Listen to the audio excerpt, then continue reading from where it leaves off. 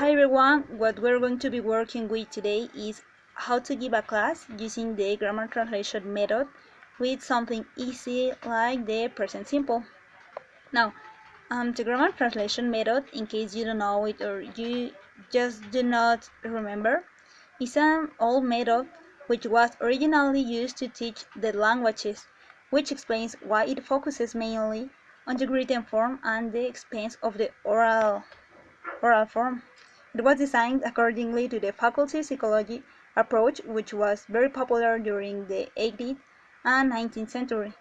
It contended that mental discipline was essential for strengthening the power of the mind.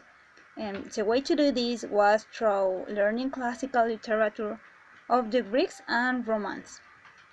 Now, the grammar translation method is a method of second language instruction based mostly on the translation of passages from the native language into the target language. Along the way, the students are explained the grammar rules, etymology, and syntax of the target language in a more linguistic than communicative way. It use different methods like the use of the mother tongue, the vocabulary items that are taught in the form of word list, elaborate explanation of grammar. It focuses on the morphology and syntax. It reading of difficult texts early in the course. The practice focuses on exercises translating sentences or text from mother tongue to the target language and vice versa. And it is surprising to see that the grammar translation method was still in use in some classrooms during the late decades from the 20th century, and in some cases in the present. Maybe it is because it has some advantages, like the translation is the easiest and shortest ways of explaining meaning in of words and phrases, and the learners have no difficulties to understand the lesson as it is carried out in the mother tongue, and it is a labor-saving method as the teacher carries out everything in the mother tongue. It has been criticized uh, because of different points, like what the method is good is at teaching about the language, not teaching the language as it must be the correct. Speaking or any kind of spontaneous creative output was missing from the curriculum. Students lacked an active role in the classroom, and for example, very little attention is paid to communication, and also very little attention is paid to content, and the translation is sometimes misleading. Now, the grammar translation method contains different techniques like the use of antonyms and synonyms, the use of cognates, memorization, filling the blanks activities, but in here, we're focused in the translation of literary passages and composition of biographies.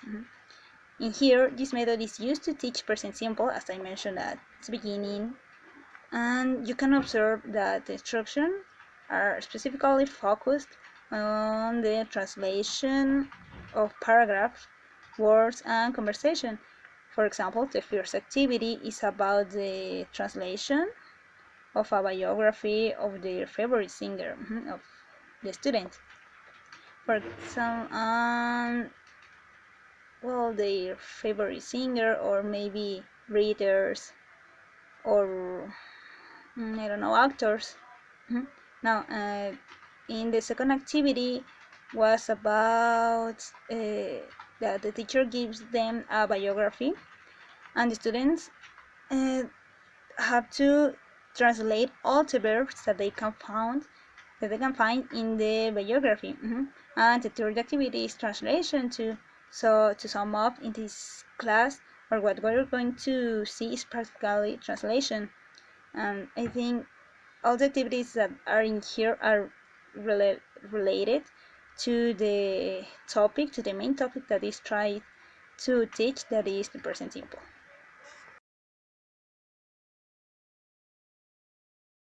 Hi, It was supposed that I was going to impart a presential class, but you know it's a pandemic that we're suffering right now, so I couldn't find any students or any people that wanted to help me, because I know people, but they didn't want it because they are not good in English and things like that. But I'm going to explain all the process of the grammar translation method, or well, the process that are included in the lesson plan. So I wish you understand, and I'm going to explain a little again. For example, in the presentation, we're going to start. In the presentation, the teacher has to ask the student to bring their homework. That is going to be a biography of an artist, an actor, a writer, or someone that they admire. And in case that they do not have it or they do not bring it, so the teacher is going to give them the opportunity to use the biography of one parent or maybe someone that they admire. It is so necessary because it is going to be important for the grammar translation method, because what they are going to do is translate it into English. So it is going to be easy for them to write it in Spanish at first, but they are going to translate it. Why? Because uh, after that we are going to use it. The main topic of the lesson is present simple. So the teacher is going to ask them to translate it. It doesn't matter if they translate maybe past sentences or things like that. Why? Because after they finish, they are going to have like 5 minutes. Is okay. Uh, After that, they are going to share their answers to the classmates, to the teacher. It is necessary, and the teacher is going to write down on the board some of the expression or sentences that the student said. For example, maybe one student says something like, I don't know, he was born on September 1st, 1997.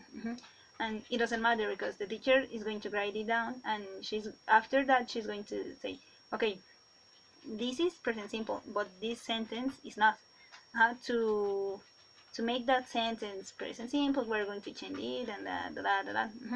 We are going to well, the teacher is going to explain them the grammar structure, and with that sentences that the students say that are maybe wrong for the present simple are going to be very useful for the teacher. And well, that the teacher is going to be solving questions because it's the presentation part. Maybe there are not gonna be a lot, but after that, I'm sure there are gonna be a lot.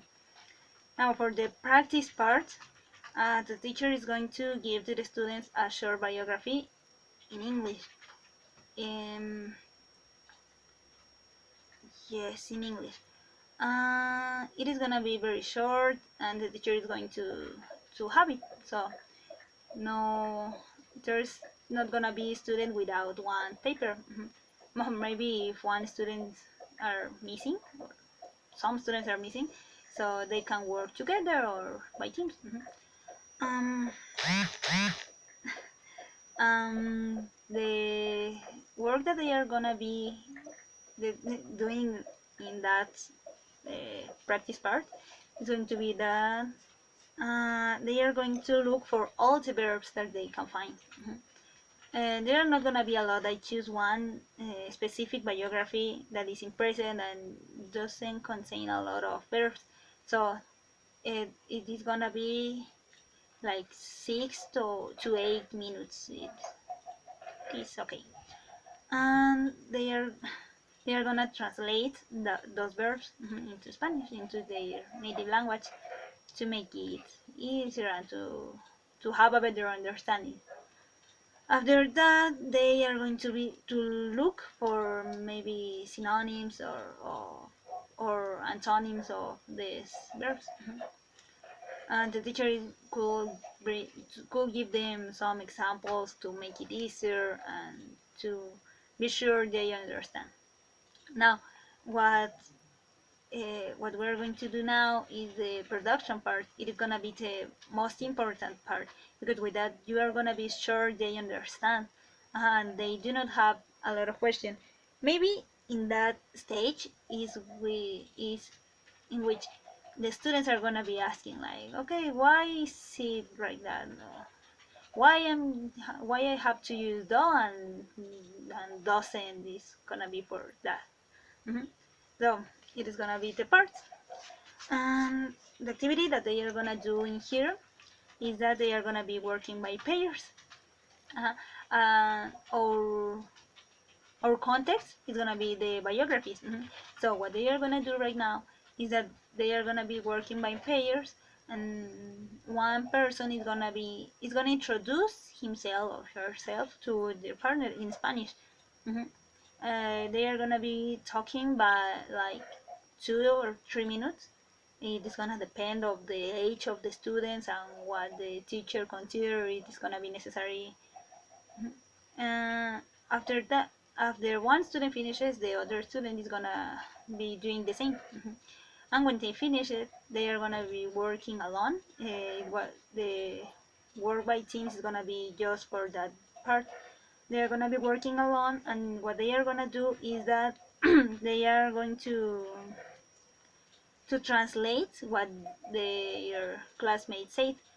Or maybe, for example, as the biography, I'm gonna put the image in here, uh, is in present, and they are gonna do something like that, but with the information of their classmate. For example, maybe their classmates say things like, I like cats, I like that music, I am, I don't know, 20 years old, things like that, and they're gonna write down things like that in a structure like the one that they read. And after that they are going to, well at the end they are going to share their answers, what they write, and it is going to be useful for them to know themselves, because sometimes it doesn't occur, so it's going to be very useful. And I think that's it. And there are going to be some problems that you could find in your class. That could be that some students may already know the topic or the structure, that is present simple. I didn't know because the class is oriented to A2 students or A1. But in case that it occurs, that student could help to another students that maybe that could have difficulties to get the points, but because they are gonna be maybe 1 or 2, and it's gonna be uh, easier for them to understand, because sometimes it's better that one student understand by someone that is like their same age or things like that. Another problem could be that some students could be talking while the teacher is explaining, things like that. So the teacher could, well, has to ask them to for silence. um, I don't know if they are well, we are using the grammar translation method, so what they can do is that the teacher could ask them for translation, things like that. So I think that's it, and thank you.